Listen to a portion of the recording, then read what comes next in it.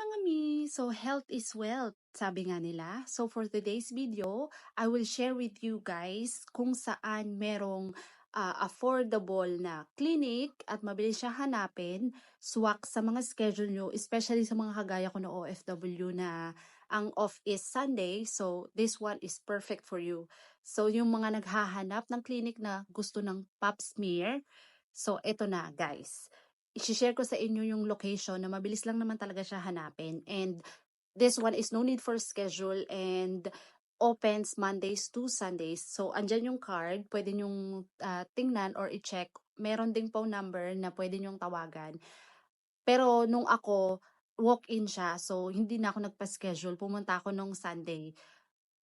Bigay nyo lang yung ID nyo and ayun na, antayin na lang ng tawag. So, let's go guys. I-share ko sa inyo kung saan yung location.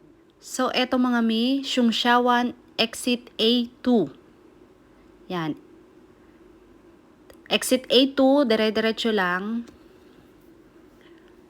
So, and then turn left.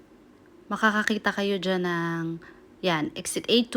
So, makakakita kayo dyan escalator. So, akyat lang. Mabilis siya hanapin. Dire-diretso ka lang. Huwag kang liliko sa maling tao. Diretso lang, dire-diretso lang. Yan. So, kaya ako nakapagpa-pap smear guys kasi tinanong ako nung amo ko na kung nakapagpa-pap smear na ba ako. So, sabi ko hindi pa. So, yun, sabi niya, pag hindi mo yan ginawa, dead meat ka talaga. And then, na-realize ko na, yeah, para sa akin din naman yan. Kaya, the following day talaga, pumunta na talaga ako nung may oras ako nung Sunday. So, ayan. Nakita ko rin siya actually guys sa sa Pangyaw Group. Nakita ko siya. So, nakita ko yung card doon sa Pangyaw Group.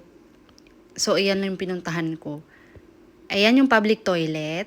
So, tatawid ka lang. Ayan, public toilet. Then, turn right. So, andyan na siya. Makikita mo agad yung sign sa labas. Katapat siya ng bilihan ng mga fruits. Ayan.